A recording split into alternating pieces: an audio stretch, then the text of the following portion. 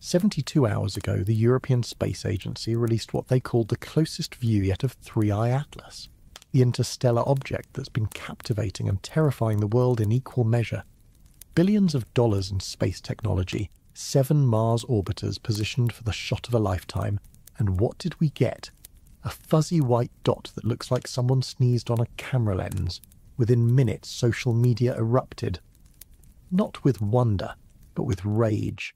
Amateur astronomers with backyard telescopes were capturing sharper images of comets millions of miles farther away.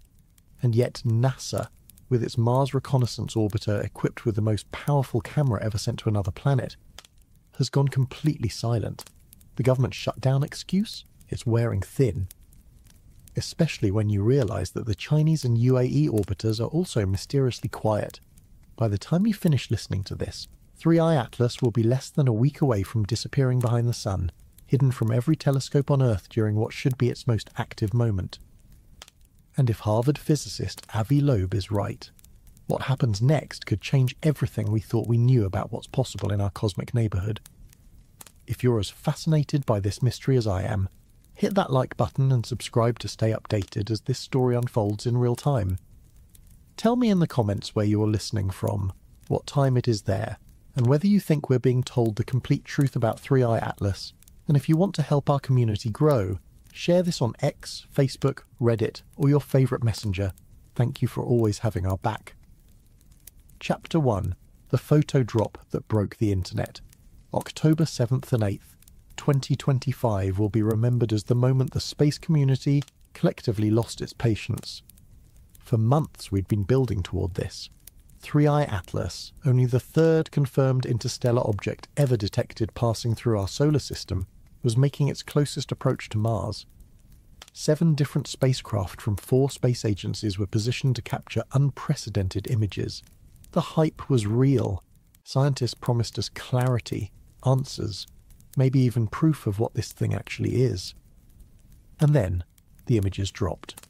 The European Space Agency's ExoMars Trace Gas Orbiter, positioned just 30 million kilometres from 3I-ATLAS during its closest approach on October 3rd, released a series of images that can only be described as profoundly underwhelming.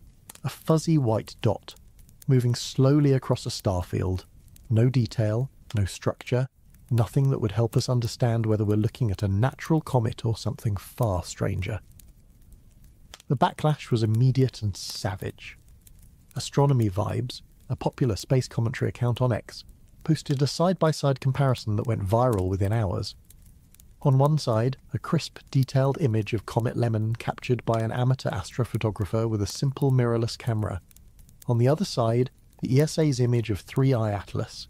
The caption read, "If a simple mirrorless camera can catch Comet Lemon, why can't NASA capture 3I-ATLAS passing close to Mars?"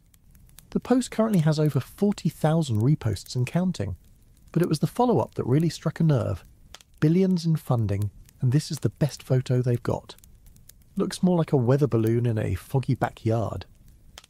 To understand why people are so angry, you need to understand what we were expecting versus what we got.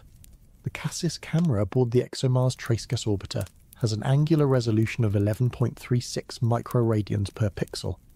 At 30 million kilometres, that translates to 340 kilometres per pixel.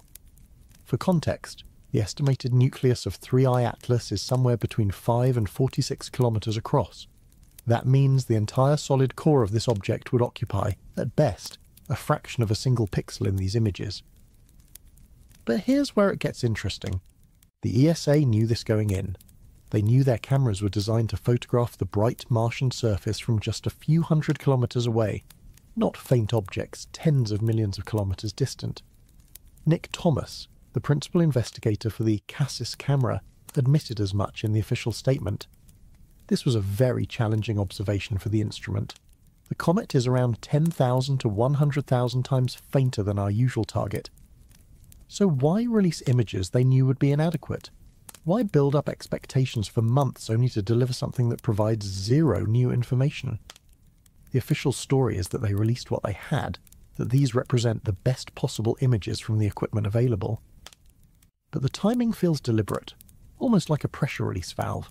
Give people something, anything to look at while the real data stays locked away. Because make no mistake, there are better images, much better images, and they're being held back. Chapter 2. The Missing Crown Jewel. While the ESA was releasing fuzzy dots, NASA's Mars Reconnaissance Orbiter was capturing something entirely different.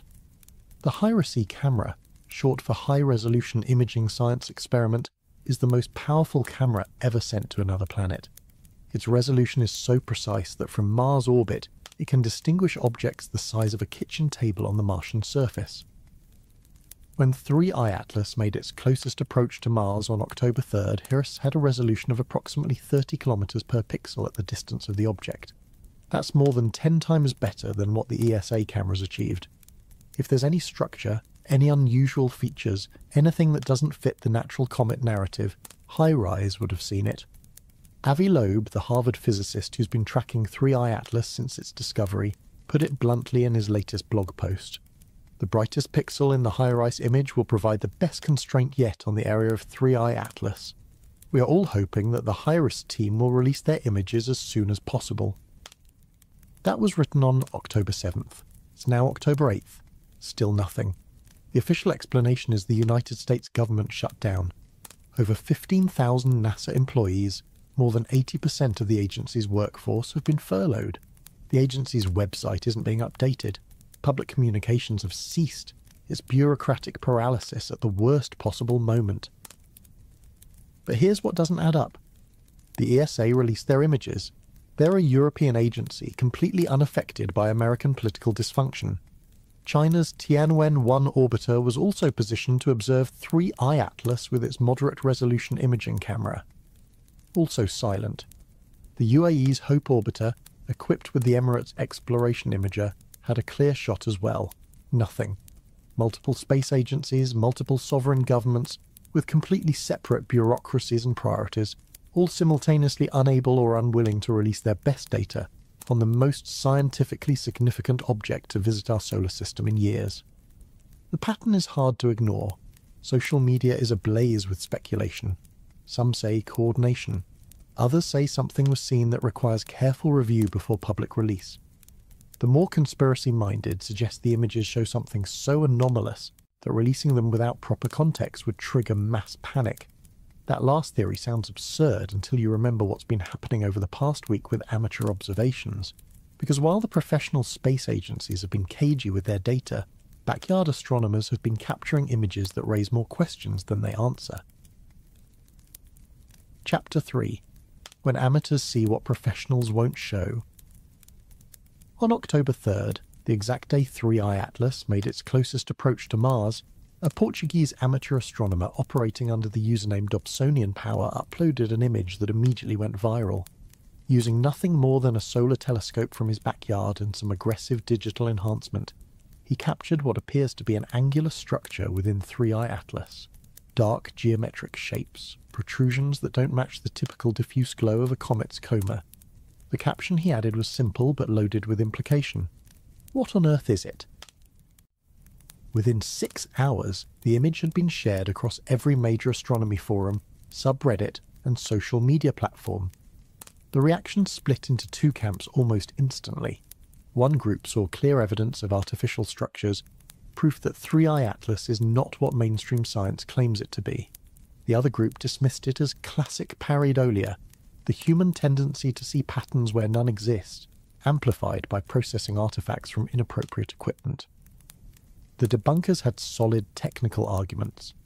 Solar telescopes use specialized filters designed for observing the sun's extreme brightness, not faint deep space objects traveling at interstellar velocities. The equipment simply wasn't built for this kind of observation. Add aggressive digital enhancement to compensate for the inadequate setup, and you're essentially asking an algorithm to invent details that aren't really there. It's the astronomical equivalent of enhancing a blurry photo until you start seeing faces in the noise. But here's where the story gets complicated. Dobsonian Power isn't some random internet conspiracy theorist with a cheap telescope and too much imagination. He's a respected amateur astronomer who's been sharing legitimate astrophotography work for over a decade. His YouTube channel features careful documentation of his equipment, his methods, his image processing workflows. This isn't someone trying to manufacture evidence for clicks. and when pressed on the anomalous structures in his 3I-ATLAS image, he didn't double down with wild claims. Instead, he acknowledged uncertainty. He promised to try again when the object becomes visible from Earth in early November after passing behind the Sun. His response was measured, scientific, appropriately cautious. Which makes the reaction to his image even more telling. Within 24 hours, multiple websites published articles specifically debunking his capture. Amateur telescope captures strange. 3I-ATLAS image. Here's why it's not what it seems. The timing felt coordinated.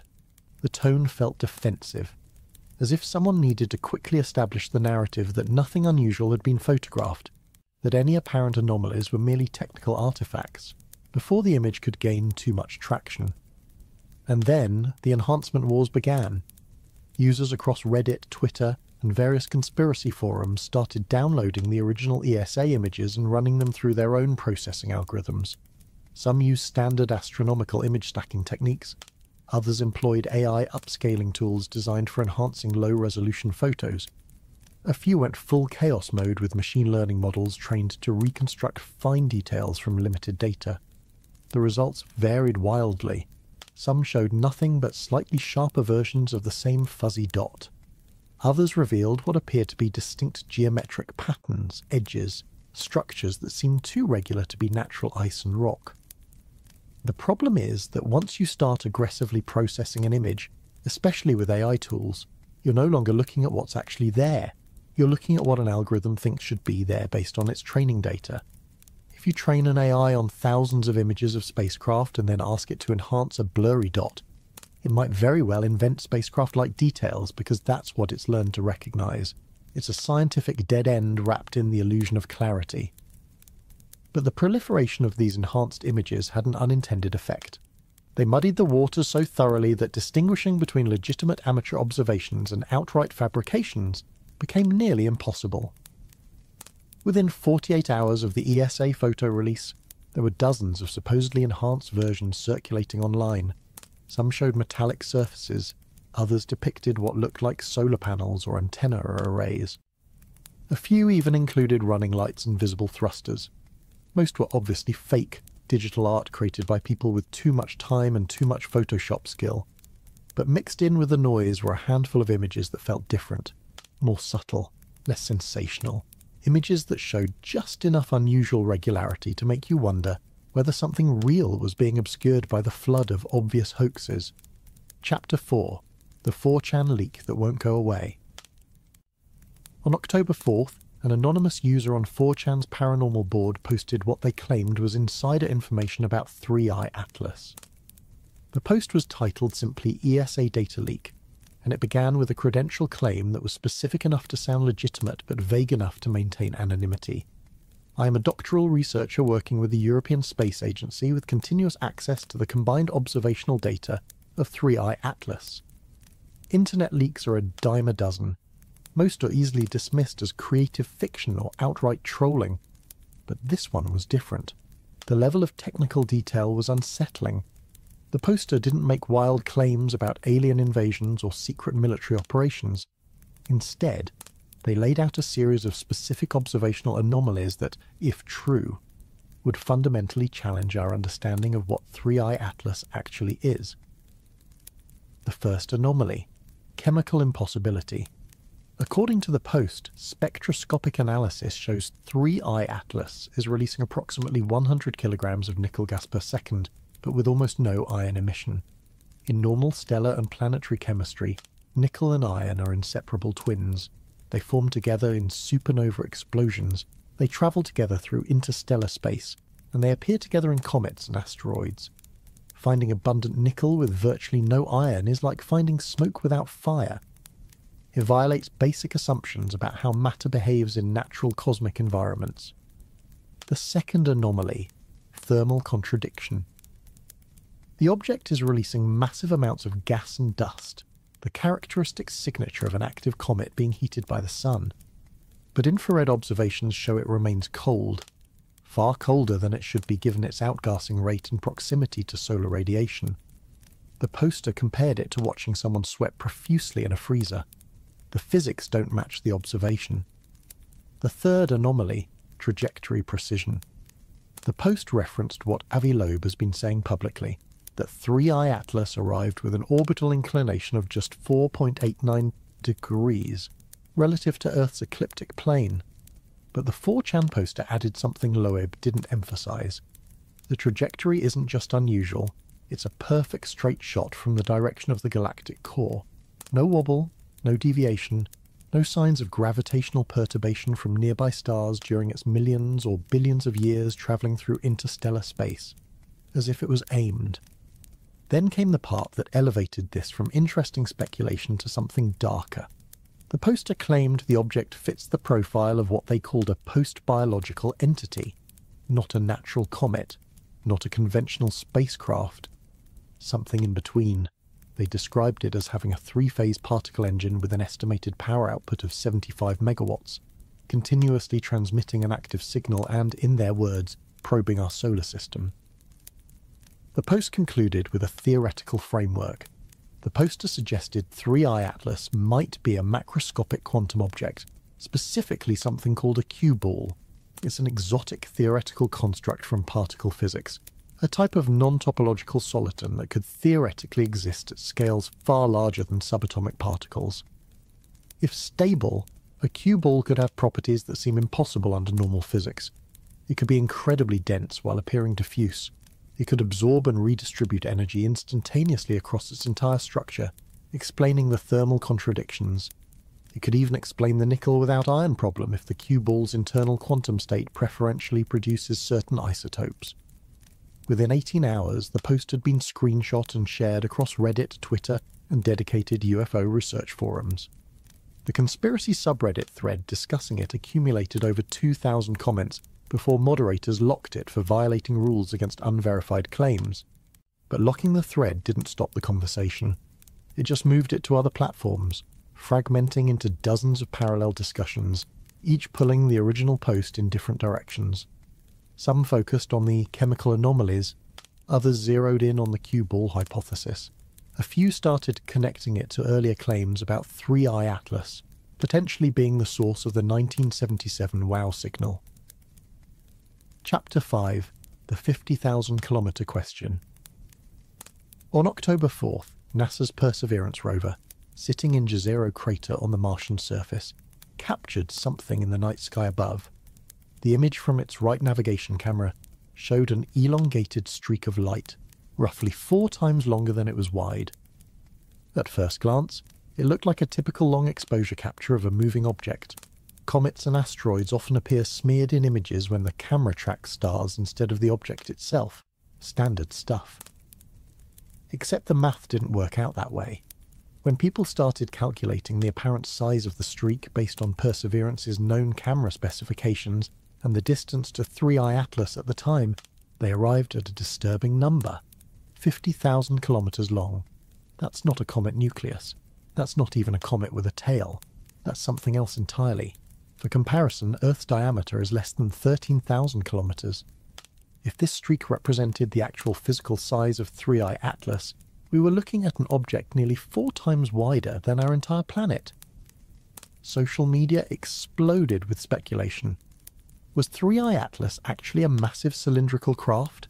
Had it been masking its true size and shape this whole time behind a diffuse cloud of gas and dust? The timing felt significant. This image emerged just 1 day after the Mars flyby, right when all the professional space agencies went mysteriously quiet. Some saw it as confirmation that something deeply anomalous had been photographed, something that couldn't be easily explained away. The speculation reached high enough that Representative Anna Paulina Luna, a member of Congress known for her interest in unexplained aerial phenomena, reached out directly to Avi Loeb for his analysis. Think about that for a moment. A sitting member of the United States House of Representatives felt compelled to contact a Harvard physicist about a photograph from Mars. That's not normal protocol. That suggests someone in official channels was concerned enough to want expert interpretation outside the usual NASA communication pipeline. Loeb's response was thorough and on the surface reassuring. He calculated that the Perseverance navcam has an angular resolution of 0.33 milliradians per pixel. At the distance of 3I-ATLAS when the image was taken, approximately 38 million kilometers, that translates to about 12,500 kilometers per pixel. The streak in the image spans roughly 4 pixels, which gives you that 50,000 kilometer length. But Loeb argued this was an artifact of composite imaging. The streak wasn't showing the actual size of 3I-ATLAS. It was showing the path the object traced across the Martian sky during a long integration time, likely around 10 minutes of stacked exposures. His reasoning was solid. Mars orbits the Sun at 24 kilometers per second. 3I-ATLAS was travelling at 67 kilometers per second relative to the Sun in the opposite direction, giving it a relative velocity of over 90 kilometers per second compared to Mars. Over 10 minutes, that's exactly 54,000 kilometers of travel, perfectly matching the observed streak length. The shape wasn't the object, it was the object's motion smeared across time. Case closed, right?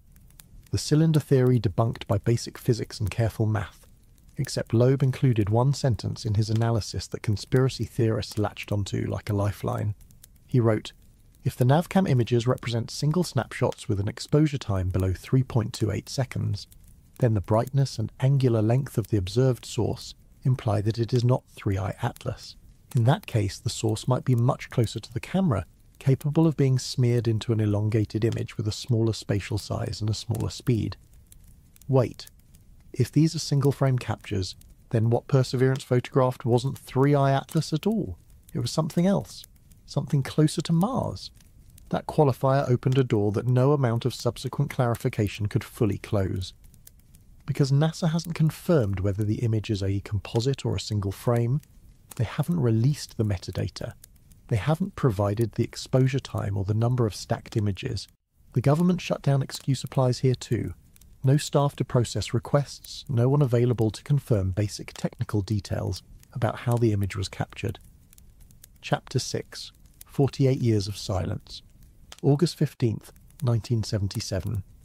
Ohio State University's Big Ear radio telescope detected a 72-second burst of radio energy so unusual, so perfectly structured, that astronomer Jerry Eman circled it on the printout and wrote one word in red pen. Wow.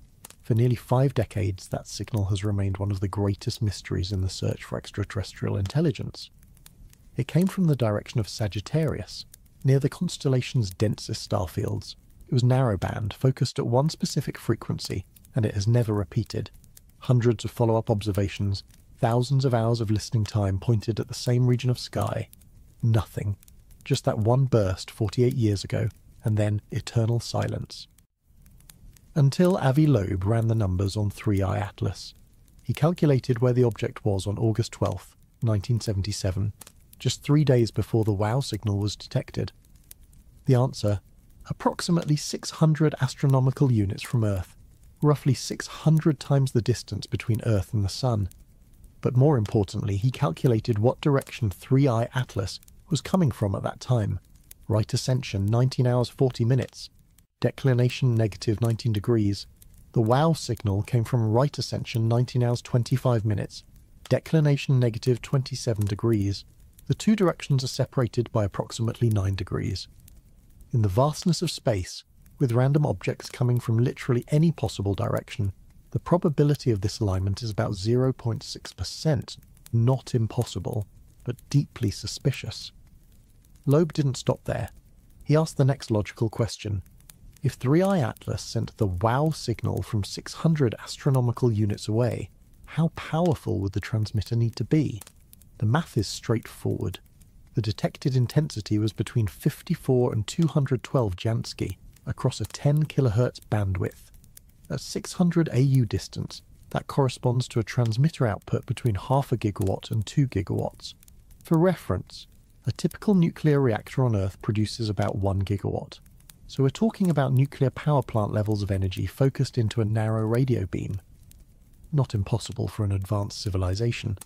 Actually, quite reasonable if you're trying to send a detectable signal across interstellar distances without wasting energy on omnidirectional broadcasting. There's another detail that makes the connection harder to dismiss.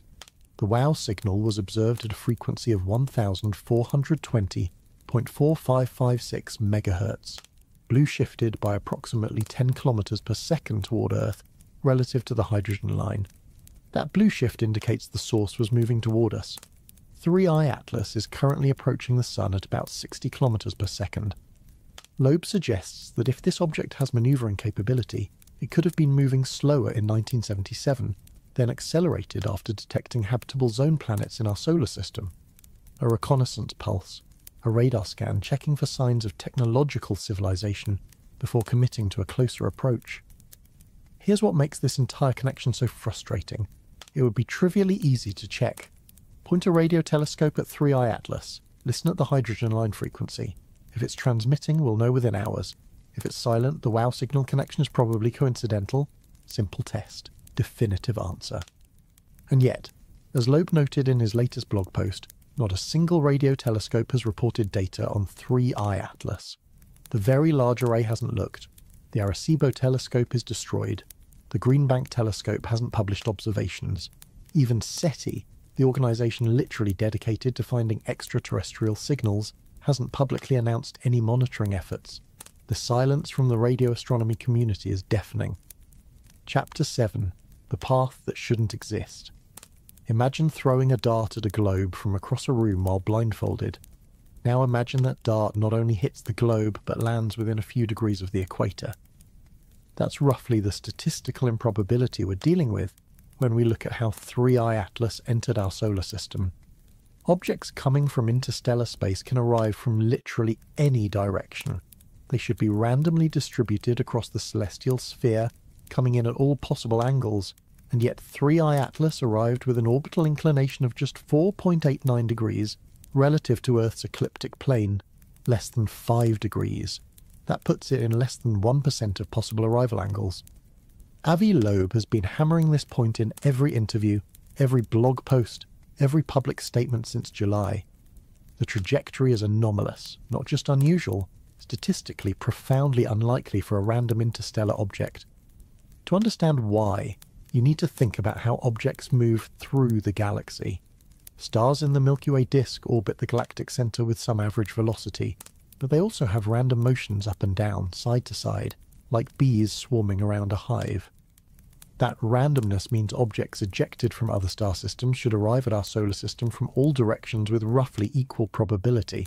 There's no preferred direction, no cosmic highway that funnels interstellar visitors into our ecliptic plane. And before someone suggests that maybe objects from the Milky Way disk naturally arrive at shallow angles, Loeb addressed that too. The galactic disk itself is tilted about 60 degrees relative to our solar system's ecliptic plane. 60 degrees. That's more than 10 times larger than the inclination of 3I-ATLAS. If this object came from a typical star system in the galactic disk and was ejected randomly, we'd expect it to arrive at a steep angle, not a shallow one.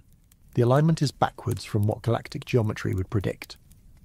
Compare 3I-ATLAS to the only other interstellar objects we've detected. Oumuamua, discovered in 2017, arrived with an inclination of 123 degrees, wildly tilted, coming in from above the solar system plane. 2I Borisov, spotted in 2019, had an inclination of 44 degrees. Still steep, still consistent with random arrival from interstellar space. Both of those objects behaved exactly as expected for natural interstellar visitors. 3I-ATLAS is the outlier, the anomaly, the one that doesn't fit the pattern. Loeb calculated the probability of this alignment assuming random directions, less than 1% chance. Some colleagues pushed back, suggesting maybe his statistics were too conservative. Maybe the true probability is closer to 5 or 10% when you account for various selection effects and observational biases. Fine. Even at 10%, you're still looking at something that should only happen once in every 10 interstellar objects we detect, and we've only detected 3. The odds of the third one being the rare exception rather than the rule are not in favour of coincidence. Now, layer that on top of everything else. The WOW signal alignment, also less than 1% probability, the chemical anomalies with nickel but no iron, the thermal contradictions, the missing high-resolution images from multiple space agencies, the government shutdown happening at the exact moment we need NASA most. Any single one of these things could be explained away. Coincidence, measurement error, bureaucratic incompetence. But when you start stacking anomalies, when you start multiplying small probabilities together, the compound improbability becomes harder to dismiss. There's a principle in statistics called the prosecutor's fallacy. It's the mistake of treating multiple independent low probability events as if they're related when they're actually just random coincidences that happen to cluster together.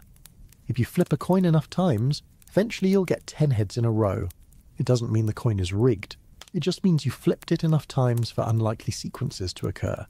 Skeptics will argue that's what we're seeing with 3I-ATLAS, a natural comet that happens to have several unusual but ultimately explainable properties that coincidentally appeared together in the same object. Unlikely, sure, but not impossible. The counter-argument is equally valid. If something walks like a duck, quacks like a duck, swims like a duck, and has duck DNA, at some point you have to consider the possibility that it might actually be a duck. Or in this case, if an object arrives on a statistically unlikely trajectory, shows chemical signatures that don't match natural processes, correlates with a 48-year-old unexplained radio signal, and prompts multiple governments to withhold their best imaging data, maybe it's worth seriously considering that we're not looking at a random chunk of ice and rock from another star system. Chapter 8. When questions become dangerous. Something strange started happening around October 5th. Users across multiple platforms began reporting that their posts about 3I-ATLAS were disappearing. Not being flagged or marked as misinformation, actually vanishing. A Reddit user documented posting a detailed thread analysing the chemical anomalies from the alleged ESA leak. The thread gained traction, accumulated hundreds of upvotes and dozens of comments within 2 hours. Then it was gone, not removed with a moderator explanation, just deleted from existence. When the user tried to repost, the submission wouldn't go through, shadow banned without notification or explanation. On Twitter, now X, several accounts noticed similar patterns. Astronomy Vibes, the account that went viral criticising the ESA photos, reported significant engagement drops after October 7th. Posts that would normally reach tens of thousands of people were suddenly plateauing at a few hundred views. No official restrictions, no warning messages, just algorithmic suppression quiet enough to be deniable but aggressive enough to be effective. Other creators in the space astronomy community noticed the same thing. Videos about 3I-ATLAS that would typically perform well were getting a fraction of their usual reach. YouTube presented a different problem. Content creators who posted analysis videos speculating about 3I-ATLAS began receiving demonetization notices. The stated reason varied. Some were flagged for discussing sensitive topics without proper context. Others were categorized as potentially misleading content about scientific matters. A few got hit with the vague but ominous label of content that may not be suitable for all advertisers. The pattern was clear. You could make a video saying 3I-ATLAS is definitely just a comet, and mainstream science has it figured out. That was fine, monetized, promoted. But suggest there might be anomalies worth investigating. Suddenly your video becomes advertiser unfriendly. Facebook's approach was the most overt. The platform's fact-checking system, operated by third-party verification organizations, started aggressively labeling 3I-ATLAS content. Posts sharing the 4chan leak got slapped with missing context warnings. Claims about the trajectory anomalies were flagged as partly false, even when the posts were just quoting Avi Loeb's published calculations verbatim. The fact-check articles offered reassurance. Space agencies confirm no threat from interstellar comet. Experts say unusual features likely natural processes. The subtext was clear. Don't worry, don't speculate. Trust the authorities, move along. The timing felt coordinated. All of this ramped up within 48 hours of the ESA photo release. Writers' public frustration was peaking over the lack of quality images. It's the kind of pattern that makes conspiracy theorists feel vindicated, and makes skeptics roll their eyes at overreach paranoia. Because here's the thing. Social media platforms suppress content all the time. Algorithms change, engagement fluctuates, fact-checkers flag misinformation. These are normal platform operations, not evidence of coordinated censorship, unless there's a pattern, unless it's all happening at once, targeting one specific topic, right at the moment when public interest is highest and official answers are most absent. Some creators started using coded language to avoid suppression. Instead of 3I-ATLAS, they'd say the visitor or the object. Instead of alien or extraterrestrial, They'd use non-terrestrial or anomalous. It was like watching people develop a new vocabulary to discuss something the platforms didn't want discussed openly, the Streisand effect in real time. The more the content got suppressed, the more people assumed there was something worth hiding. The more aggressively fact-checkers pushed back, the less people trusted the official narrative. Every attempt to manage the conversation just amplified the suspicion that the conversation needed to be managed. Chapter 9. The Moment We Can't Watch. October 29th and 30th. Mark those dates. In less than 72 hours from now, 3I-ATLAS will reach perihelion, its closest approach to the Sun. It will pass at a distance of approximately 202 million kilometers, just inside the orbit of Mars. For a natural comet, this is the moment of truth. The intense solar radiation at that distance should cause dramatic outgassing, possibly even fragmentation. We've seen it happen before. Comets get close to the Sun, the heat becomes too much, and they break apart into pieces. Spectacular when it happens. And if 3I-ATLAS is just an ordinary chunk of ice and rock from another star system, that's exactly what should occur. But here's the problem. We won't be able to see it. 3I-ATLAS will be on the opposite side of the Sun from Earth during its perihelion passage. Every ground-based telescope on our planet will be useless. The object will be lost in the solar glare, completely hidden from observation during what should be its most active and revealing moment. Some are calling it unfortunate timing. Others see it as suspiciously convenient. If you wanted to do something without being watched, you couldn't pick a better window. Avi Loeb has been explicit about what happens next. In his October 3rd blog post published on the day of the Mars flyby, he laid out two scenarios. If 3I-ATLAS is a natural comet, it may erupt in a flare of outgassing or break up into icy fragments soon. The sunlight will deposit gigawatts of power onto its surface. That energy has to go somewhere. For ice and rock, it goes into vaporization, sublimation, possibly structural failure. But then Loeb added the alternative. Alternatively, if it is technological, it may maneuver to benefit from the Sun's gravitational assist, or release probes that could intercept the Earth or other planets owing to its retrograde orbit, opposite in direction to the motion of the planets around the Sun. Read that again. Release probes that could intercept Earth. He's not talking about passive observation anymore. He's talking about active deployment. The retrograde orbit is key here. 3I-ATLAS is moving opposite to the direction planets orbit the Sun. That means any probe it releases doesn't have to fight against planetary motion to reach us. It can simply drop into an intercept trajectory and let orbital mechanics do the work. From behind the Sun, hidden from our view, it would be trivial to launch something toward Earth that wouldn't be detected until it was already close. Loeb went further. He wrote, "When you look at the Sun in the coming weeks, keep in mind that 3I-ATLAS is passing behind it. If 3I-ATLAS will maneuver towards Earth when it reappears on the other side of the Sun, the financial markets may crash. Financial markets may crash. That's not metaphor. That's not hyperbole. He's suggesting that if this object demonstrates technological capability, if it alters course toward Earth after perihelion, the economic and social consequences would be immediate and severe. Stock markets respond to uncertainty. The uncertainty of a potentially hostile interstellar object actively changing its trajectory toward our planet would be existential level uncertainty. The timing of everything compounds the tension. The government shutdown means NASA is offline during the critical observation window. The best images from the Mars flyby are still unreleased. Amateur astronomers can't observe the object for the next month because it's behind the Sun. Radio telescopes haven't checked for transmissions. We're flying blind into the most important moment of this entire encounter, and whether through incompetence or design, we've created a situation where we won't know what 3I-ATLAS does at perihelion until it's already done it. There is one group watching. The Galileo project, led by Loeb himself, operates 3 observatories, one in Massachusetts, one in Pennsylvania, one in Nevada. They're equipped with high-resolution cameras, infrared sensors, and radio receivers designed specifically to detect anomalous aerial phenomena. During late October and early November, all 3 observatories will be in maximum operational mode, monitoring the skies for anything unusual. If 3I-ATLAS releases probes, if there's enhanced UAP activity correlated with its perihelion passage, the Galileo instruments might catch it. Might being the operative word. 3 observatories covering a small fraction of Earth's sky.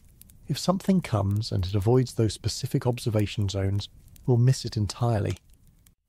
Chapter 10. What comes after? Early November. That's when 3I-ATLAS will emerge from behind the Sun and become visible again from Earth. Ground-based telescopes will be able to track it once more. We'll see whether it survived perihelion intact or broke apart under solar stress. We'll measure its trajectory to determine if any course corrections occurred, and we'll finally know whether the past 4 months of speculation, conspiracy theories, and unanswered questions were justified, or just collective hysteria over a completely natural interstellar visitor. If 3I-ATLAS emerges on the same trajectory it entered with, if it shows clear signs of fragmentation or increased outgassing consistent with solar heating, if it behaves exactly like 2I Borisov did during its solar approach in 2019, then the mystery is essentially solved. Natural comet. Unusual chemistry, sure. Statistically unlikely trajectory, granted. But ultimately just an icy remnant from another star system passing through ours. The WOW signal connection becomes coincidence. The 4chan leak becomes creative fiction. The missing NASA images become bureaucratic delays during a government shutdown. Everything slots back into the comfortable framework where interstellar objects are interesting but not alarming. But if it doesn't, if 3I-ATLAS emerges with an altered trajectory, if it demonstrates even subtle course corrections that can't be explained by outgassing thrust, if radio telescopes finally point at it and detect structured transmissions, if the NASA high-resolution images eventually surface and show geometric structures that shouldn't exist on a natural object, then we're in completely uncharted territory. Not just scientifically, socially, politically, economically. Every assumption about our place in the cosmos gets challenged. Every government's response to the question of extraterrestrial contact gets tested in real time. Avi Loeb created something he calls the Loeb scale. It's a ranking system for how likely an object is to be of artificial origin and how much of a potential threat it represents. Rank 1 means almost certainly natural with interesting but explainable anomalies. Rank 10 means definitely artificial with demonstrated hostile intent and capability to reach Earth. He's stated publicly that he won't rank 3I-ATLAS lower than a 2, even in the best case scenario. The anomalies are too persistent, too numerous, too correlated. A 2 means probably natural but with enough unexplained features to warrant serious investigation. It means we can't definitively rule out artificial origin without more data. That's where we are right now, suspended between probable natural object and possible technological artifact, waiting for November, waiting for the high-resolution images that may never come, waiting for radio observations that haven't happened, waiting for 3I-ATLAS to either continue on its hyperbolic trajectory out of the solar system, never to be seen again, or to do something that forces us to confront the reality that we are not alone and we are not ready. The ESA has announced that their Jupiter Icy Moons Explorer spacecraft JUICE will observe 3I-ATLAS between November 2nd and 25th using various instruments. This will happen just after perihelion, when the object should be in its most active state. The data won't be available until February 2026 due to communication delays and processing time. 7 months of waiting for images that were captured in November. 7 months of not knowing whether the enhanced activity JUICE observes is normal cometary outgassing or something else entirely. 7 months of wondering whether that fuzzy dot the ESA showed us in October was really the best they could do, or whether they're carefully managing a revelation they don't know how to deliver. Whatever 3I-ATLAS is, whatever it does in the coming weeks, the conversation around it has already revealed something important about where we are as a civilization. We don't trust our institutions to tell us the truth about something this significant. We don't believe the official reassurances. We see patterns in the timing of shutdowns and data delays that may or may not be real. We're primed for conspiracy because we've learned, sometimes the hard way, that conspiracy is not always theory. Sometimes it's just early reporting on what later becomes confirmed fact. Chapter 1.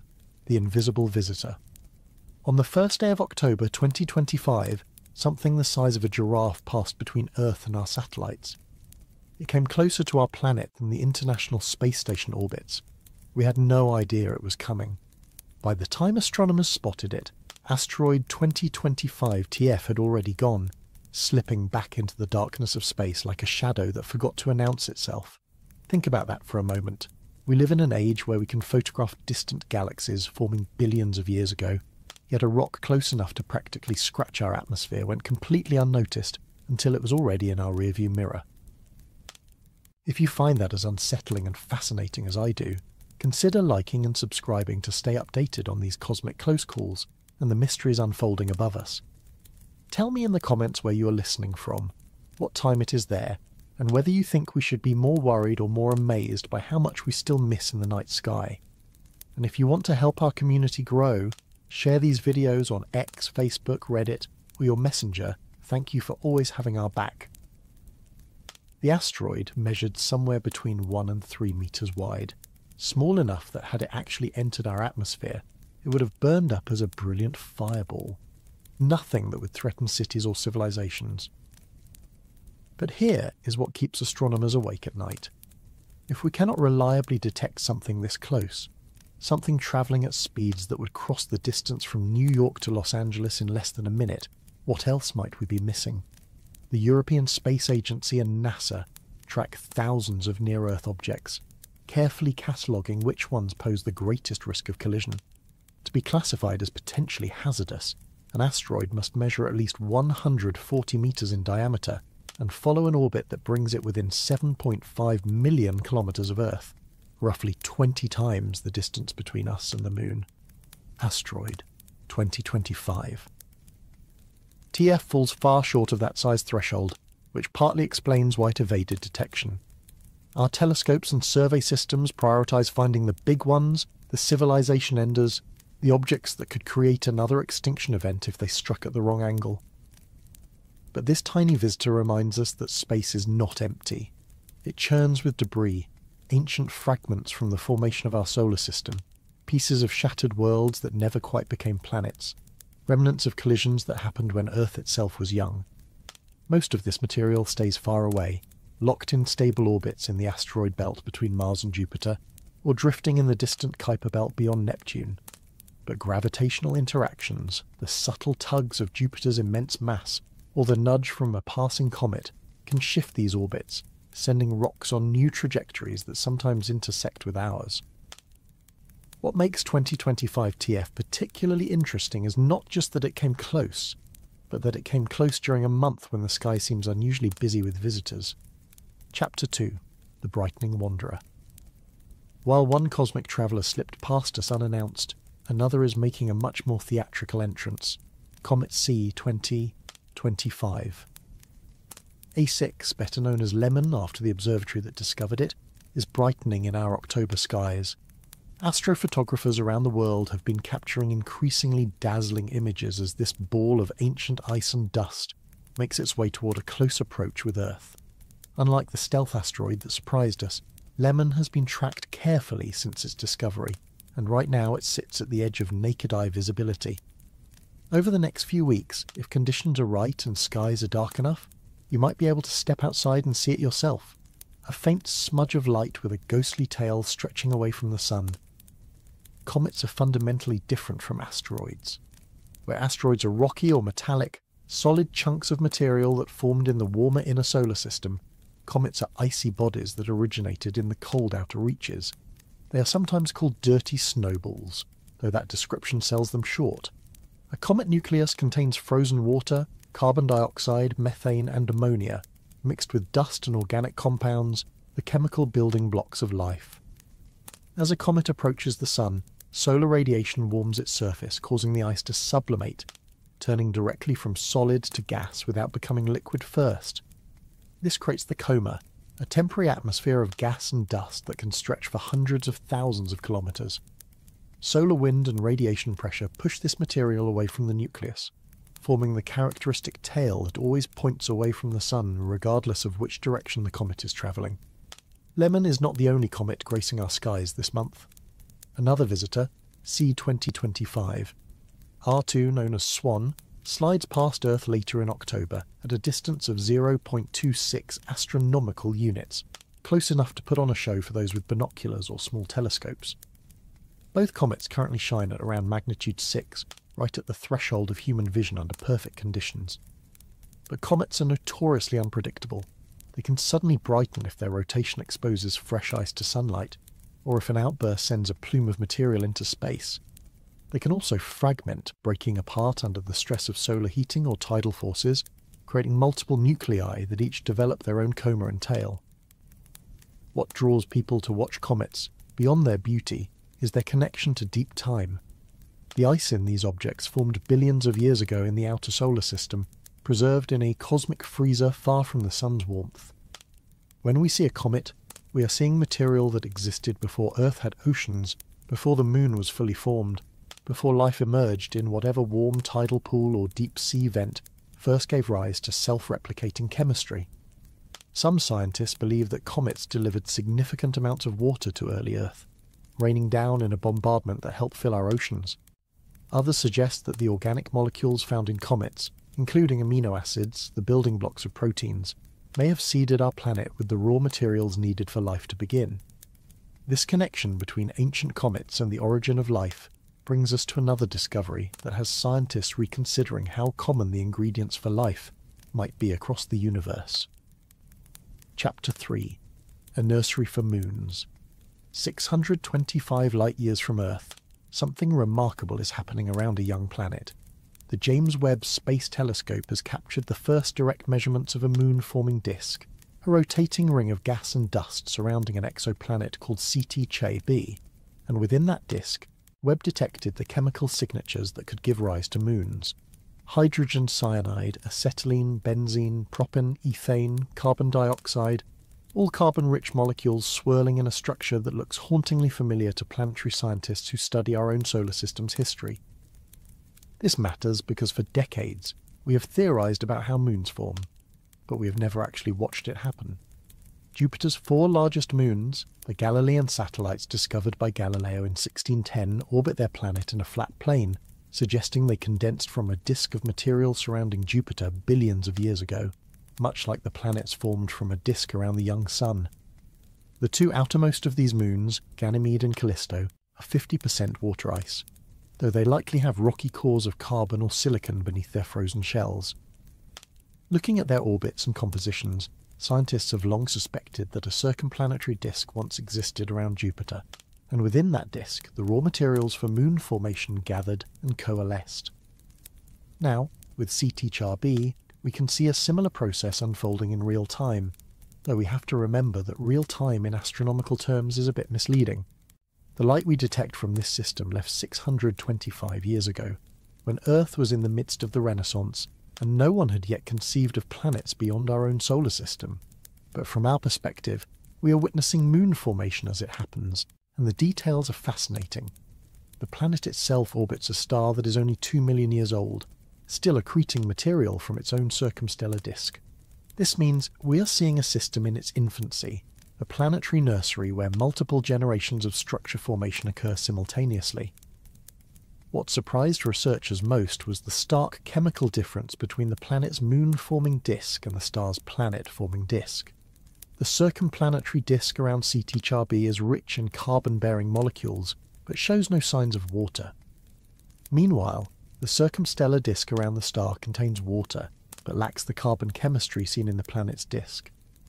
This chemical segregation happened in just 2 million years, suggesting that disk chemistry evolves rapidly and follows different paths depending on local conditions. Temperature, radiation levels, the presence of magnetic fields, all of these factors influence which molecules can survive and which get broken apart. The implications stretch beyond understanding how moons form. If we can map the chemistry of these disks in young systems, we can start to predict which exoplanets might host moons, and which of those moons might have conditions suitable for life. In our own solar system, some of the most promising places to search for life are not planets but moons. Europa, orbiting Jupiter, likely has a liquid water ocean beneath its icy crust, kept warm by tidal heating from Jupiter's gravitational pull. Enceladus, a small moon of Saturn, shoots geysers of liquid water into space from an underground ocean, and within those geysers, scientists have detected organic molecules.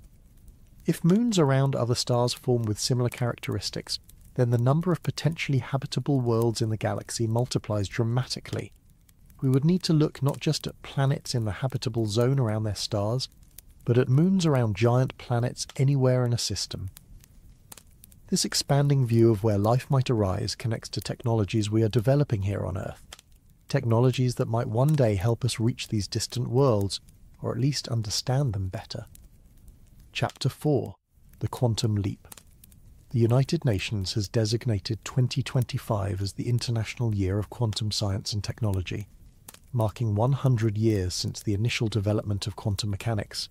It is fitting timing because 2025 is shaping up to be the year when quantum computing shifted from laboratory curiosity to something approaching practical reality.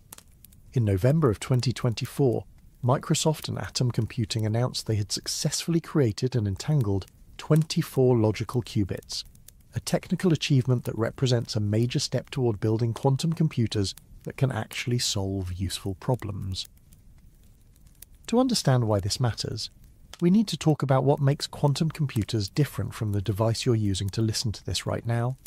Classical computers, whether they are smartphones or supercomputers, process information using bits, units that represent either 0 or 1, on or off, true or false. Everything your computer does, from streaming video to running complex simulations, comes down to manipulating enormous numbers of these binary digits at incredible speed. Quantum computers operate on fundamentally different principles. Instead of bits, they use qubits, quantum bits, which can exist in a superposition of states, simultaneously representing 0 and 1 until they're measured. This is not just a metaphor or a trick. At the quantum scale, particles genuinely exist in multiple states at once, a consequence of the wave-like nature of matter described by quantum mechanics. When you have multiple qubits in superposition, they can represent exponentially more information than the same number of classical bits. 2 classical bits can represent 4 possible values, 0, 0, 0, 1, 1, 0, or 1, 1, but only one at a time. 2 qubits in superposition can represent all 4 values simultaneously. 3 qubits can represent 8 values at once. The scaling continues exponentially, which means a quantum computer with just a few hundred qubits could theoretically perform calculations that would take classical supercomputers longer than the age of the universe. But there has always been a catch. Qubits are extraordinarily fragile. They lose their quantum properties, a process called decoherence, when they interact with their environment. Temperature fluctuations, stray electromagnetic fields, even cosmic rays passing through the lab can cause errors. This is why quantum computers must be cooled to temperatures near absolute zero and shielded from external interference. Even then, errors accumulate so quickly that calculations become unreliable before you can finish them. The breakthrough that makes 2024 and 2025 so significant is progress in quantum error correction, the ability to detect and fix these errors without destroying the quantum state you're trying to preserve. Creating 24 entangled logical qubits means creating qubits that have built-in error correction, making them far more stable and reliable than the physical qubits that make up the raw hardware. Entanglement is another quantum phenomenon that Einstein famously called spooky action at a distance. When qubits are entangled, measuring the state of one instantaneously affects the state of the others, regardless of the distance between them. This allows quantum computers to perform certain types of calculations, like searching databases or factoring large numbers, far more efficiently than classical computers ever could. The race to build practical quantum computers is now global and intensely competitive. In early 2025, Japan announced a $7.4 billion investment in quantum technology. Spain committed $900 million. These investments bring total public financing for quantum research beyond $10 billion, a signal that governments see quantum computing not just as a scientific curiosity, but as a strategic technology that could reshape everything from drug discovery to cryptography to artificial intelligence. The private sector is equally invested.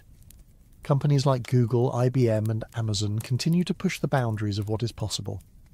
Google has claimed its quantum processors can solve certain problems exponentially faster than classical supercomputers. IBM has laid out a roadmap to build a system with 200 logical qubits by 2028. Meanwhile, startups are exploring alternative approaches, using photons instead of superconducting circuits, or trapped ions instead of solid-state devices, each method with its own advantages and challenges.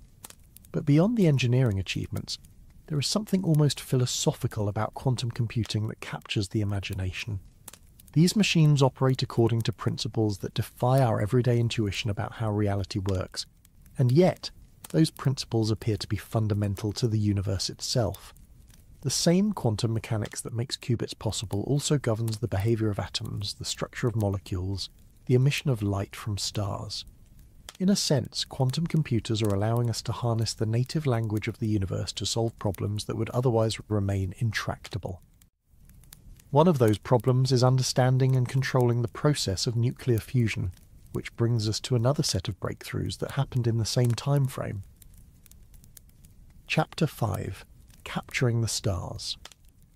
On February 12, 2025, scientists at the West Tokamak reactor in France set a new world record. They maintained blisteringly hot plasma for 22 minutes and 17 seconds, a duration that surpassed the previous record by over 4 minutes. The plasma reached 50 million degrees Celsius, roughly 3 times the temperature at the core of the Sun. This might not sound like progress to those unfamiliar with fusion research. After all, the Sun has been maintaining fusion reactions for 4.5 billion years without human intervention, but creating and controlling a star-like process here on Earth is one of the most difficult challenges in all of science and engineering. Fusion works by forcing atomic nuclei together so tightly that they overcome their natural electromagnetic repulsion and merge, releasing energy in the process. In the Sun, this happens because the immense mass of the star creates crushing gravitational pressure at its core, along with temperatures of 15 million degrees. On Earth, we lack that gravitational advantage, so we need even higher temperatures to achieve fusion, and we need some way to contain plasma that hot without it touching any physical surface, since no material can withstand such temperatures without vaporizing instantly. The solution is magnetic confinement. Tokamaks use powerful magnetic fields to create a cage of force that holds the plasma in a donut-shaped region, suspended in vacuum, never touching the walls. The West reactor's achievement of 22 minutes is significant because future fusion power plants will need to operate continuously, not in short bursts. You cannot economically generate electricity if your reactor has to shut down and restart every few minutes. The record demonstrates that the engineering challenges of steady-state operation, of managing heat flow, of keeping the plasma stable against instabilities that can disrupt the magnetic confinement, are slowly being solved. The previous record of just over 17 minutes belonged to China's East Tokamak, achieved in January of 2025, meaning we have seen 2 major milestones in plasma duration within weeks of each other. These are not the only fusion breakthroughs happening right now. ESA Technologies, a private fusion company, announced in April 2025 that they had achieved a major simplification in how they form and stabilize their plasma. Their approach uses something called a field-reversed configuration, or FRC, a magnetic structure that is more compact than a traditional tokamak. Previously, creating an FRC required elaborate formation sections at either end of the machine, where plasma was generated and then accelerated and collided at high speed in the center. TA figured out how to create heat and stabilize an FRC plasma directly in the center of their device, using only neutral beam injection, eliminating the complex formation hardware.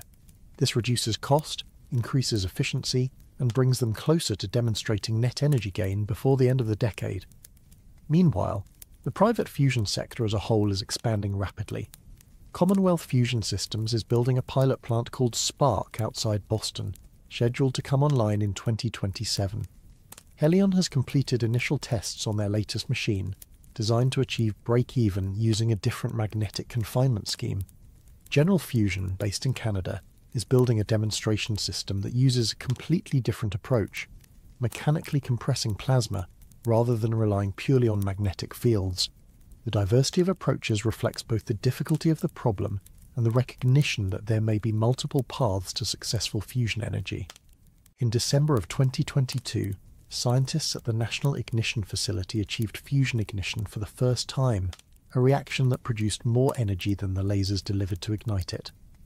That was a scientific milestone, proof that controlled fusion is physically possible. But turning that proof of concept into a power plant requires solving countless engineering challenges. Fusion fuel, typically a mixture of deuterium and tritium, both isotopes of hydrogen, must be continuously supplied. The neutrons produced by fusion reactions carry enormous energy and make the reactor walls radioactive, so materials need to withstand years of neutron bombardment without degrading. The heat generated must be captured efficiently and converted to electricity, and all of this must happen at a cost that competes with other energy sources. What makes fusion so tantalizing despite these challenges is the promise of nearly limitless clean energy. Deuterium can be extracted from seawater, where it exists naturally as one atom in every 6,500 hydrogen atoms. At that concentration, the oceans contain enough deuterium to power human civilization for millions of years. Tritium is rarer and must be bred from lithium, but lithium is relatively abundant. Fusion produces no long-lived radioactive waste like fission reactors do. It produces no carbon emissions, and a fusion reactor cannot melt down or explode because the plasma is so tenuous that any disruption causes the reaction to simply stop. The question is no longer if fusion will work, but when it will become practical and economical. Optimists point to the rapid progress in both government and private sector projects and suggest we could see the first commercial fusion electricity on the grid by the early 2030s. Skeptics note that fusion has been perpetually 20 years away for the past 60 years, and caution that unexpected problems always arise.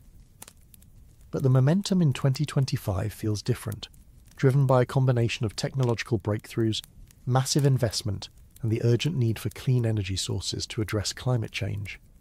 For the first time, it seems plausible that a child born today might grow up in a world where fusion power is as common as solar panels or wind turbines.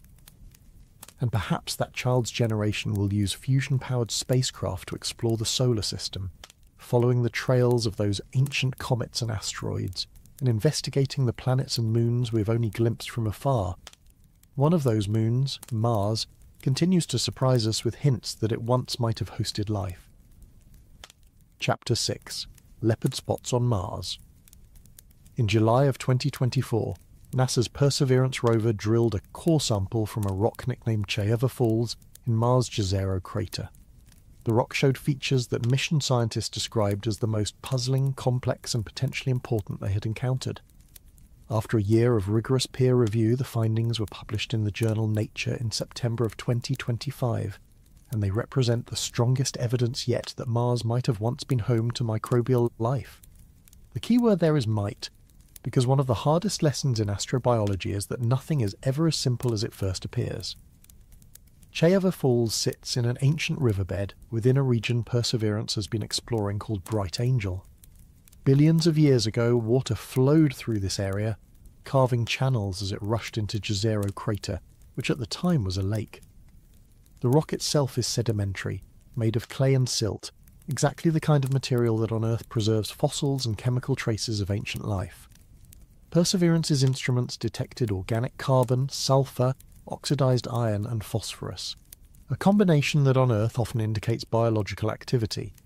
But what really caught scientists' attention were small features they call leopard spots, tiny specks enriched with iron phosphate and iron sulfide, scattered through the rock like spots on an animal's fur. On Earth, when microorganisms consume organic matter, they often produce iron phosphate and iron sulfide as metabolic byproducts. The pattern of these compounds in Chayeva Falls resembles what we see in terrestrial rocks that contain fossilized microbial communities. But here is the problem.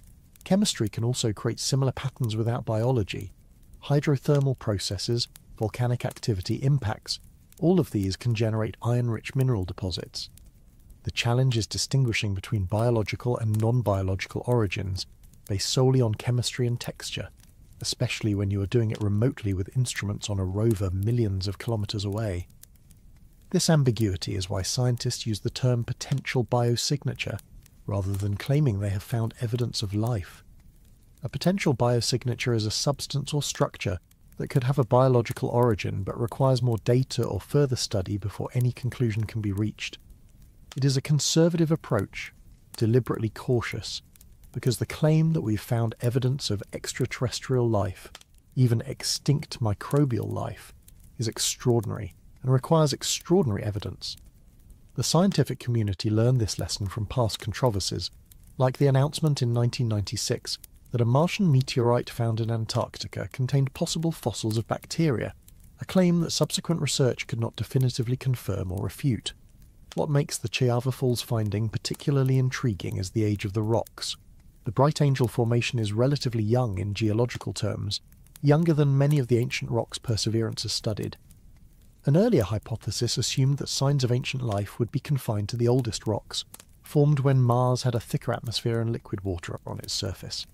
Finding potential biosignatures in younger rocks suggests that Mars might have remained habitable for longer than previously thought, or that habitable conditions returned at later periods. Perhaps volcanic activity periodically warmed the planet, melting subsurface ice and creating temporary oases where life could survive. The sample, officially named Sapphire Canyon after a waterfall in the Grand Canyon, is now one of 30 samples Perseverance has collected and stored in sealed titanium tubes. These samples represent a cross-section of Martian geology, rocks from different eras and environments, each one chosen because it might contain clues about Mars' past. The ultimate goal is to return these samples to Earth as part of the Mars Sample Return mission, though that mission faces significant technical and budgetary challenges. Bringing samples back would allow scientists to analyse them with instruments far more sophisticated than anything we can send to Mars, instruments that can measure isotope ratios, search for amino acids, examine mineral structures at the atomic scale.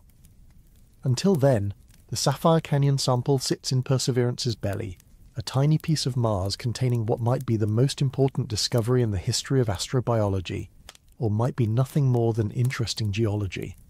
The uncertainty is frustrating but also thrilling. We are living in the era when the question of whether life exists beyond Earth might finally be answered, not through speculation but through direct observation. Whether that answer comes from Mars, or from the icy moons of Jupiter and Saturn, or from the spectroscopic analysis of exoplanet atmospheres, the search is progressing faster than ever before, driven by technologies that did not exist a generation ago. Some of those technologies, particularly in artificial intelligence, are advancing so rapidly that they are reshaping multiple fields simultaneously. Chapter 7. The Silicon Mind. In 2024, the average company spent $1.9 million on generative AI initiatives. Yet less than 30% of AI leaders reported that their CEOs were happy with the return on investment. This disconnect reveals something important about where we are in the AI revolution. The technology works, sometimes spectacularly, but translating that capability into business value turns out to be harder than the initial hype suggested. 2025 is the year that reality check is forcing a recalibration, pushing companies to move from experimentation to focused deployment, from asking what AI can do to asking what problems it can actually solve better than existing approaches. The capabilities themselves continue to advance at a startling pace. In September of 2025, researchers at Microsoft announced a breakthrough in protein simulation using an AI-driven system called AI-2BMD. Proteins are the molecular machines of life, folding into complex three-dimensional shapes that determine their function. Understanding how proteins fold and interact is crucial for drug discovery, enzyme engineering, and understanding diseases. But simulating protein dynamics has always been computationally intensive, because proteins are large molecules with thousands of atoms, and their behavior depends on quantum mechanical interactions at the smallest scales. AI-2BMD allows researchers to simulate these dynamics with unprecedented speed and precision, potentially accelerating the discovery of new drugs and therapies. This is not the only way AI is transforming science. In neuroscience, an AI model called Cell Transformer, developed by researchers at UCSF and the Allen Institute, has created one of the most detailed maps of the mouse brain ever produced, identifying 1,300 regions and subregions, including previously uncharted areas. The model works by analysing massive spatial transcriptomics datasets, essentially mapping which genes are active in which cells and where those cells are located. This allows the AI to identify patterns and boundaries that human researchers might miss, revealing the brain's organisation at a level of detail that would take decades to achieve manually. The same AI techniques can be applied to other organs and tissues, including cancerous tumours, opening new avenues for understanding disease and developing treatments. Another AI breakthrough came from University College London, where researchers developed an algorithm that can identify different types of brain cells based on their electrical signatures with 95% accuracy. For decades, neuroscientists could record the electrical activity of neurons, but could not determine what type of neuron they were recording from without using genetic markers or staining techniques. This new approach uses AI to recognize subtle patterns in the electrical spikes that different types of neurons produce, essentially teaching a machine to read the neural code. The implications for brain-computer interfaces and treatments for neurological disorders like epilepsy are significant, though as the researchers caution, there is still a long way to go before this becomes a practical clinical tool. But AI is not just accelerating research, it is becoming embedded in everyday tools and workflows. In 2025, Gartner predicts that 75% of enterprises will transition from AI pilots to full-scale operations, a massive scaling of data infrastructure and analytics. AI agents, autonomous or semi-autonomous software entities that can perceive their environment, make decisions and take actions are moving from concept to reality. These are not the chatbots of 5 years ago limited to scripted responses. These are systems that can handle complex tasks, like analyzing legal contracts, managing supply chains, writing and debugging code, even providing personalized medical advice. The rise of AI agents raises questions that go beyond technology. If an AI agent makes a mistake that causes harm, who is responsible? The developer, the company deploying it, the user who relied on it? In late 2025, a lawsuit in Colorado highlighted these issues when parents claimed that an AI chatbot had contributed to their teenager's suicide by simulating emotionally manipulative conversations. The case could become a landmark in determining liability for AI systems and the ethical obligations of companies that create them. As AI becomes more capable and more integrated into sensitive areas like mental health, education, and personal relationships, society will need to grapple with questions about trust, accountability, and the appropriate boundaries for artificial intelligence. There is also the question of how AI itself will evolve. Current large language models are trained on vast amounts of text scraped from the internet, learning patterns in language that allow them to generate coherent and often useful responses, but they do not understand what they're saying in any deep sense.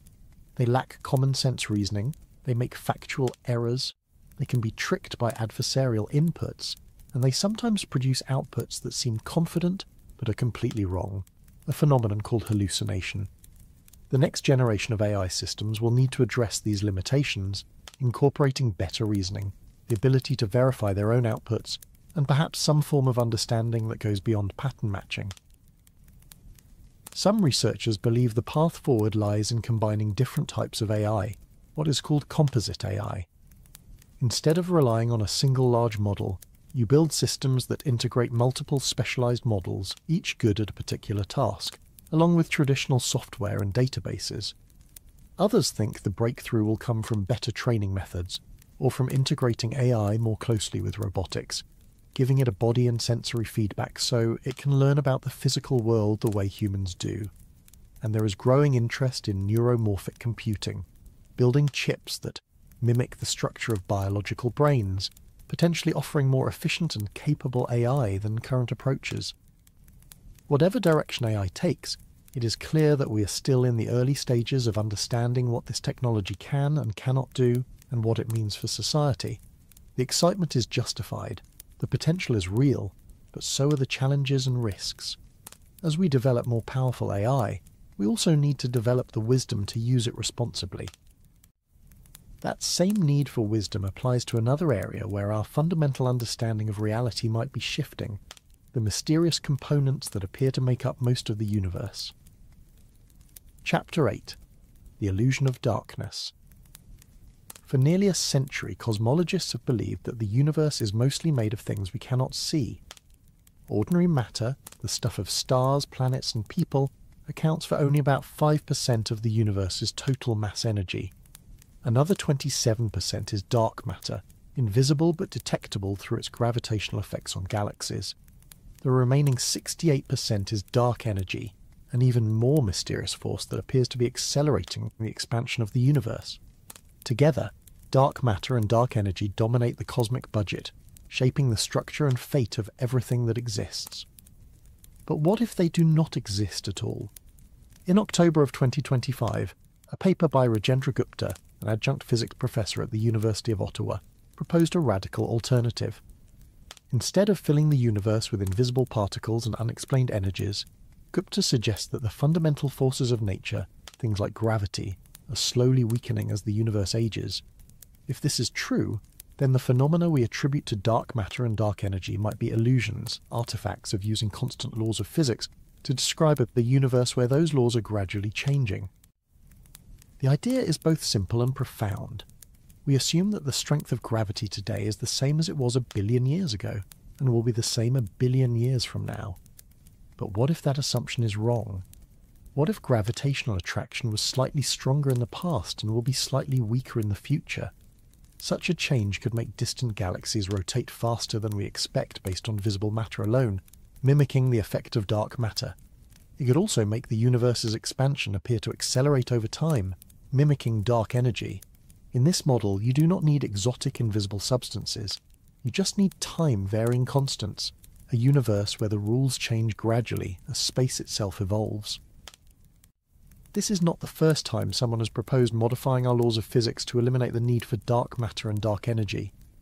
Modified Newtonian dynamics, or MONDY, has been around for decades and can successfully explain the rotation curves of galaxies without invoking dark matter halos. But MOND struggles to explain observations on larger scales, like the way galaxy clusters behave or the patterns we see in the cosmic microwave background, the afterglow of the Big Bang. Gupta's approach, which he calls CC plus TL, attempts to provide a unified explanation for both the cosmological scale, where dark energy seems to operate, and the astrophysical scale, where dark matter seems necessary. By introducing a parameter that varies with both time and the local density of matter, he can reproduce the observed rotation curves of galaxies and the accelerated expansion of the universe without adding any new substances. The timing of this proposal is interesting because it coincides with other observational hints that something might be off with our standard cosmological model. Data from the Dark Energy Spectroscopic Instrument, or DESI, released in April of 2025, suggests that dark energy may not be constant after all. Instead, it might be weakening over time, evolving in ways that the standard model cannot easily explain. If dark energy is changing, then we need to revise our theories, and once you start revising, it is worth asking whether dark energy, as we currently conceive it, exists at all. Meanwhile, experiments searching for dark matter particles continue to come up empty-handed. The Lux Zeppelin detector, the most sensitive dark matter detector ever built, has been running for years and has found nothing. It has set stringent limits on the properties that dark matter particles, if they exist, must have, progressively ruling out vast swathes of theoretical possibility space. Each null result makes the remaining options for what dark matter could be more exotic and less probable. Some physicists are starting to wonder whether we are searching for something that is not there, like ancient astronomers adding more and more epicycles to try to make the geocentric model of the solar system work. But abandoning dark matter and dark energy is not easy, because they explain so much. They explain why galaxies rotate the way they do, why galaxy clusters hold together, why gravitational lensing occurs where it does, why the cosmic microwave background has the pattern of hot and cold spots that we observe. Any alternative theory needs to explain all of these phenomena at least as well as dark matter and dark energy do, preferably better. Gupta's model is a step in that direction, but it will need to survive rigorous testing against the full range of cosmological data before it can be taken as a serious competitor to the standard model. What makes this debate so fascinating is that it touches on the most fundamental question in science. How do we know what is real? Dark matter and dark energy have never been directly detected. We infer their existence from gravitational effects, from the motion of visible matter, from the structure of space-time. But inference can be misleading. For centuries, astronomers believed that planets moved in perfect circles because circles were the most perfect shape. The truth turned out to be ellipses, a simpler solution once you stopped assuming perfection. Could we be making a similar mistake now, assuming the universe contains exotic substances when the reality is that our equations need adjustment? The answer will come from more and better data. The Vera C. Rubin Observatory, expected to begin observations later in 2025 or early 2026, will survey the sky with the largest digital camera ever built, imaging billions of galaxies with unprecedented detail. The data it collects will test dark matter and dark energy models with a precision that current experiments cannot match.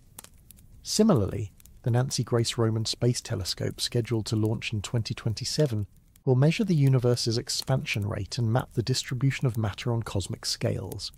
Between these new instruments and ongoing experiments, the next few years should clarify whether dark matter and dark energy are real, or whether we need a fundamental rethinking of cosmology.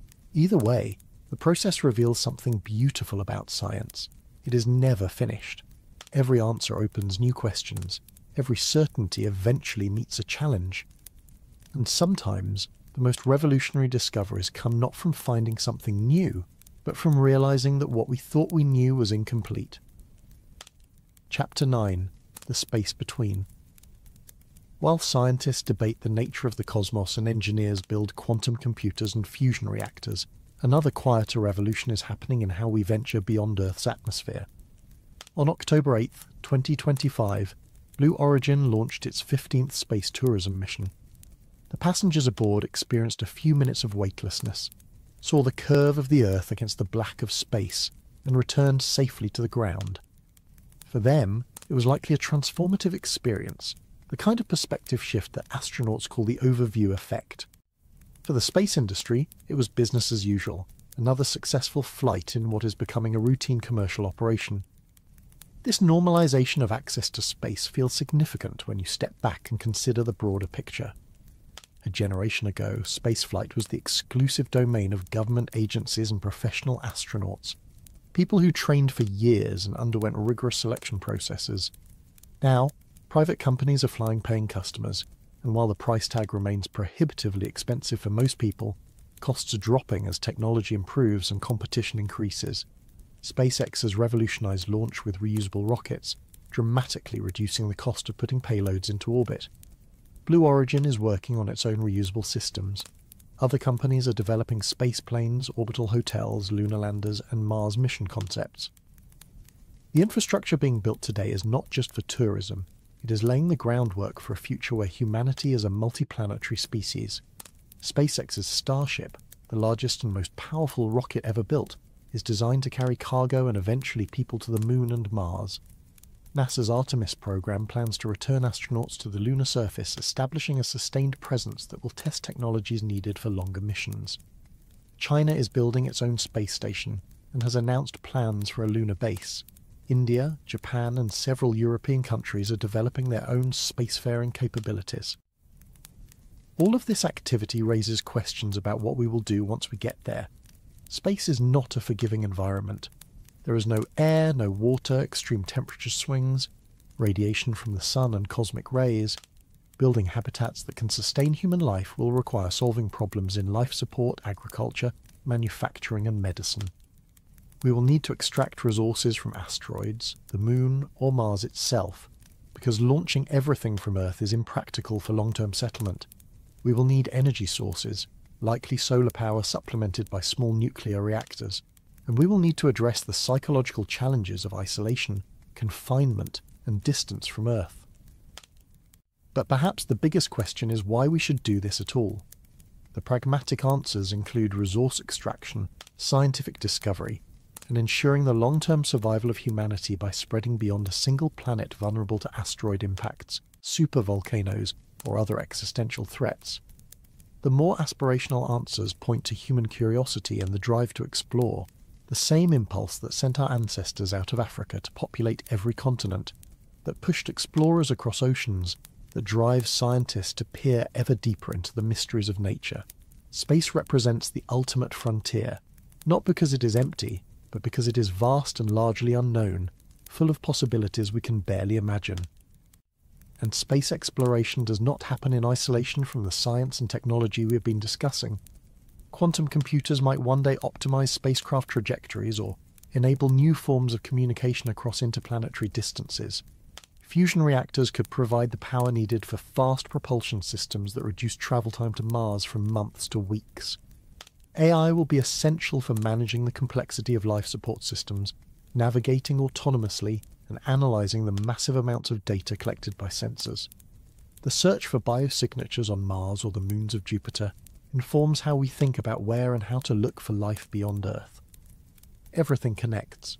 The universe is not made of isolated parts, but of relationships, patterns that repeat at different scales, principles that apply across domains. A comet's chemistry tells us about planet formation. A quantum computer's behaviour reveals fundamental truths about reality. A fusion reactor mimics the processes happening in stars. A brain-mapping AI shows how complexity emerges from simple rules, and a private spaceflight company makes it a little more possible for humans to become citizens of the solar system rather than residents of a single planet. These connections matter because they remind us that progress is not linear. It does not happen in one field at a time, neatly compartmentalized. It happens through cross-pollination, through ideas developed in one context finding unexpected applications in another, through teams of people from different disciplines working together on problems too complex for any one perspective to solve alone. The breakthroughs of 2025 in quantum computing, fusion energy, Mars exploration, AI, cosmology, neuroscience, and space access are not separate stories. They are chapters in a larger narrative about human capability and curiosity. Chapter 10: The Horizon. We began with an asteroid that passed unnoticed in the night and a comet brightening in the October sky. Two reminders that the universe is dynamic and that our place in it is both small and significant. We looked at a distant planet forming moons from a disk of gas and dust, a process that echoes how our own moon came to orbit Earth billions of years ago. We saw quantum computers reaching a level of sophistication where they might soon solve problems beyond the reach of classical computing, and fusion reactors maintaining plasma long enough to hint at a future powered by the same reactions that light the stars. We examined a rock on Mars that might, just might, contain evidence that life once existed beyond Earth, though the question remains open and will likely remain so until we can analyse that rock in laboratories here at home. We watched artificial intelligence map brains, simulate proteins, and raise new questions about autonomy, responsibility, and what it means to be intelligent. We considered proposals that dark matter and dark energy, the invisible substances thought to dominate the cosmos, might not exist at all, that the universe we think we know might be based on incomplete equations, and we noted that space travel is quietly becoming more accessible. Not yet commonplace, but moving in that direction step by incremental step. Each of these developments carries uncertainty. Quantum computers might hit unexpected obstacles that delay their practical deployment. Fusion reactors might prove harder to commercialize than optimists hope. The Martian biosignatures might turn out to be geological rather than biological. AI might plateau or require breakthroughs we have not yet conceived. Alternative cosmologies might fail to explain observations as well as dark matter and dark energy do. And space exploration might remain expensive and dangerous, the domain of governments and billionaires rather than ordinary people. But uncertainty is not the same as futility. It is the space where discovery happens, where our understanding grows, where we test ideas against reality and revise them when they fall short. Science is not a collection of facts, it is a process, a way of asking questions and refining answers, and the questions we are asking now are among the most profound ever posed. What is the universe made of? How did life begin? Can we harness the power of stars? What is consciousness? Are we alone? How do we ensure that the technologies we create benefit rather than harm us? These questions do not have simple answers, and that is okay. If they did, they would not be worth asking. The value lies in the search itself, in the knowledge we gain along the way, in the technologies we invent to probe deeper, in the way our perspective shifts as we learn more. 100 years ago, we did not know the universe was expanding. 50 years ago, we had not visited Mars with rovers or discovered planets around other stars. 25 years ago, quantum computers were laboratory curiosities and AI could barely recognize handwritten digits. The pace of change is accelerating, driven by compounding advances in computing, materials, instrumentation, and understanding. What will the next decade bring? If fusion becomes commercially viable, energy abundance could transform civilization. lifting billions out of poverty and enabling projects that currently seem impossible. If quantum computers mature, they could accelerate drug discovery, materials science, and cryptography, reshaping industries and geopolitics. If we confirm biosignatures on Mars or detect them in the atmosphere of an exoplanet, it would be one of the most significant discoveries in human history, proof that life is not unique to Earth. If AI continues to advance, it could become a partner in scientific research, generating hypotheses, designing experiments, analysing data at scales beyond human capability. And if space access continues to democratise, the resources and knowledge of the solar system could become part of the human commons, available to future generations in ways we can only begin to imagine. But these possibilities also come with risks. Technologies are tools, and tools can be used for good or ill. Quantum computers could break the encryption that protects everything from bank accounts to military communications. Fusion, if weaponized, could create devastation. AI could reinforce biases, eliminate jobs, or be deployed in ways that reduce rather than enhance human flourishing. And space exploration, if pursued carelessly, could spread contamination, destroy irreplaceable scientific sites, or exacerbate inequalities. Navigating these risks requires more than technical skill. It requires wisdom, ethics, foresight, and a willingness to consider not just what we can do, but what we should do.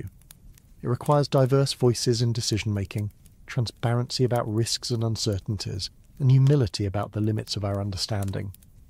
The scientists and engineers pushing the boundaries of knowledge are acutely aware of these responsibilities, even if public discourse sometimes treats technology as either a saviour or a threat with no middle ground. The truth is more nuanced. Technology is neither good nor bad in itself. It amplifies human intentions and capabilities. In the right hands, with the right goals, it can solve problems, reduce suffering, and expand possibilities. In the wrong hands, or with short-sighted goals, it can cause harm. The challenge is to build systems, institutions, and cultures that steer toward the former and away from the latter. And that challenge belongs to all of us, not just to scientists and policymakers. So here we are in October of 2025, watching comets brighten, reading about quantum entanglement, learning of plasma records and potential biosignatures. The universe continues its ancient dance, stars forming and dying, galaxies colliding, comets plunging sunward, moons coalescing from dusty disks. Life, at least on one small blue world, has learned to look outward and ask questions, to build tools that extend our senses and understanding, to dream of futures where the boundaries of the possible expand beyond recognition. Thank you for joining me on this journey through the latest discoveries and breakthroughs. If you enjoyed this exploration, consider leaving a like and subscribing to stay connected as science continues to reveal the universe's secrets. The work of understanding our cosmos never stops, and every answer we find opens doors to new mysteries waiting just beyond the horizon. As always, all information shared here is for educational purposes, based on current research and understanding, which continues to evolve. Keep looking up, keep asking questions, and remember that we are all part of this grand unfolding story. Until next time, wherever you are listening from, whatever time it is, good night.